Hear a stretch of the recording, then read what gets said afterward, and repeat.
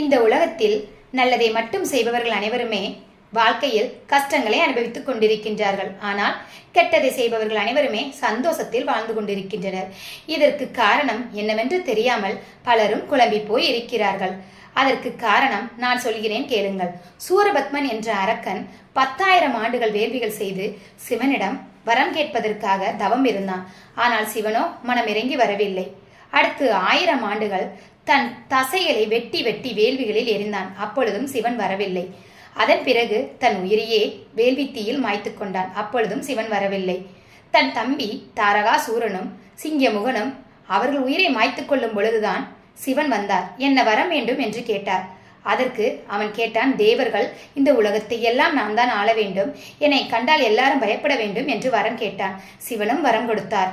சூரபத்மனுக்கு 1008 அண்டங்கள் 108 யுகங்கள் வரை ஆழ்வாயாக தேவர்கள் எல்லாரும் தொழத்தக்க வல்லமை பெற்ற உங்களை குற்றமில்லாத என் சக்தி ஒன்று மட்டுமே வெல்ல முடியும்னு சொல்லி வர வழங்கி சிவன் ஜோதியானார்.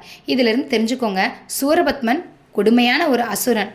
அவன் தேவர்களையும் திருமாலையும் ரொம்ப கஷ்டப்படுத்தினான். ஆனால் அவன் சிவன் கொடுத்த அந்த வருடங்கள் அந்த யுகங்கள் சந்தோஷமாக இந்த நாட்டையே ஆழ்ந்துக்கிட்டு இருந்தான்.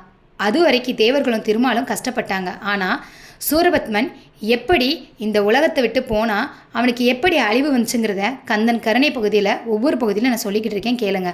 உலகத்தில் நல்லது செய்பவர்கள் அனைவருமே கஷ்டத்தை மட்டும் அனுபவித்து கொண்டிருக்கிறோம் என்று ஒருபோதும் எண்ணாதீர்கள். கெட்டதை செய்பவர்கள் கெட்டது செய்யும் பொழுது நன்றாகத்தான் வாழ்வார்கள். ஆனால் அவர்கள் செய்யும் கெட்டதுக்கு கண்டிப்பாக ஒரு நாள் தண்டனையை இறைவன் கொடுத்தே ஆவார்.